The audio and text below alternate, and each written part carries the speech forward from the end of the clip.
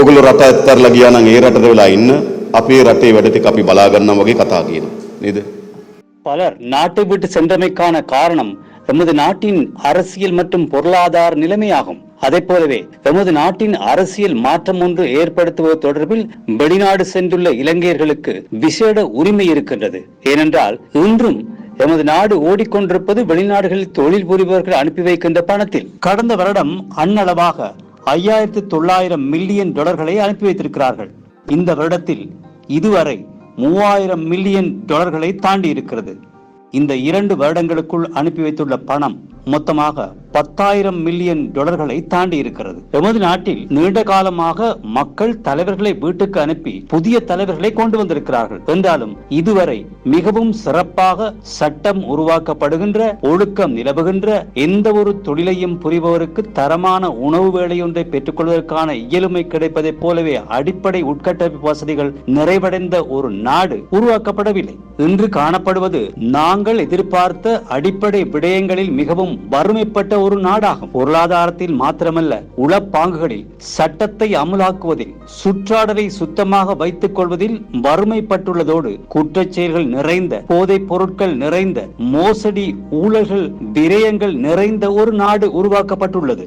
உலகத்திற்கு கடன் செலுத்திக் கொள்ள முடியாத அளவுக்கு நாடும் பிரஜைகளும் வறுமைப்பட்ட, மிகவும் பாதகமான, கடினமான வாழ்க்கைக்கு உரித்தாகிய மக்கள் இருக்கின்ற ஒரு நாடாக இலங்கை ஏன் மாறியது? 60ஆம் தசாப்தத்தில் கொரியாவும் சிங்கப்பூரும் வியட்நாமும் எம்மை விட தாழ்ந்த மட்டத்தில் இருந்தாலும் இன்றளவில் அந்த நாடுகள் எம்மை விட உயர்ந்த மட்டத்தில் இருப்பதாக கண்டியில் SP திசாநாயக்க கூறினார். இந்த காலப்பகுதிக்குள் நாட்டை ஆட்சி செய்தவர்கள் யார்? 1970 பார்லமென்ட்டிற்கு வந்த மஹிந்த ராஜபக்ச தற்போது 54 வருடங்களை கழித்திருக்கிறார். இங்கு குழுமியுள்ள பெரும்பாலானோரில் வயது 54 வருடங்களை விட குறைவானதாகும். பார்லமென்ட் உறுப்பினர் பதவி, அமைச்சர் பதவி, எதிர்க்கட்சி தலைவர் பதவி, பிரதமர் பதவி மற்றும் 10 வருடங்கள் ஜனாதிபதியை பதவியையும் வகித்து மீண்டும் பார்லமென்ட் உறுப்பினர் பதவியை பெற்றுக் கொண்டிருக்கிறார் மஹிந்த ராஜபக்ச. ரணில் விக்ரமசிங்க பார்லமென்ட்டிற்கு வந்த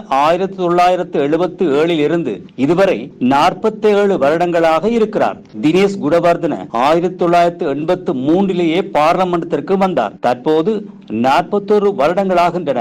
நான் இங்கு குறிப்பிட்டது பிரதானமான 3 பேர்களின் விவரங்களை மாத்திரமே. அவர்கள் ஆட்சி செய்த 5 தசாப்தங்களுக்கு கிட்டிய காலப்பகுதிக்குள் வியட்நாம், தென்கொரியா, சிங்கப்பூர் ஆகிய நாடுகள் எம்மை விட மேலே உயர்ந்து நாங்கள் இருந்த இடத்தை விட கீழே இறங்கி வங்குரோத்தடைந்து விட்டோம். 1950 இலங்கையின் ஏற்றுமதி வருமானம் 316 மில்லியன் டாலர்கள். தென்கொரியாவின் ஏற்றுமதி வருமானம் 25 மில்லியன் டாலர்கள். இன்று எங்களது ஏற்றுமதி வருமானம் 12 பில்லியன் டாலர்கள். தென்கொரியாவின் ஏற்றுமதி வருமானம் 688 பில்லியன் டாலர்கள் என்பதை ஞாபகத்தில் வைத்துக் கொள்ளுங்கள். வியட்நாம் 1980 400 மில்லியன் டாலர்களை ஏற்றுமதி வருமானமாக பெற்றது. அன்று இலங்கையின் ஏற்றுமதி வருமானம் 1500 மில்லியன் டாலர்கள்.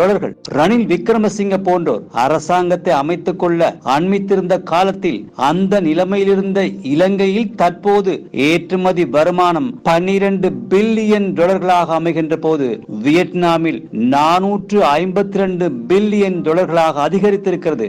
உலகில் தோன்றியுள்ள மாற்றங்களுக்கு நேரொத்த வகையில் எமது நாட்டின் பொருளாதாரத்தை மாற்றி அமைத்து இவர்கள் முன்னெடுத்து செல்லவில்லை. பொருளாதார ரீதியாக சீரழிந்த ஒரு நாட்டில் ஒழுக்கம் நிலவ மாட்டாது. அதை போலவே குற்றச் செயல்களற்ற ஒரு நாடு உருவாகாது. சாதகமான சமூகமும் உருவாகாது. பிறருக்கு மதிப்பளிக்கின்ற சமூகம் ஒன்றும் உருவாக மாட்டாது. சாதகமான சுற்றாடல் தொகுதி ஒன்று உருவாகாது. நீங்கள் ஜப்பானின் பெரும்பாலான பண்புகள் பற்றி பேசி வருகையில் இலங்கை இந்த அரசியல் காரணமாகவே அனர்த்தத்திற்கு இலக்காக இருக்கிறது. பழைய பாணியிலான அரசியல் கலாச்சாரம் காரணமாக பொதுமக்கள் இரவு விழுந்த கிடங்கில் பகலிலும் விழுகின்ற மட்டத்திற்கே 76 வருடங்களாக பயணித்திருக்கிறார்கள். 76 வருட கால இந்த பயண பாதையை நாம் அனைவரும் ஒன்று சேர்ந்து மாற்றியமைப்போம் என்ற செய்தியை கொடுக்கவே நாங்கள் உங்களை சந்திக்க வந்திருக்கிறோம். ஆகவே இன்று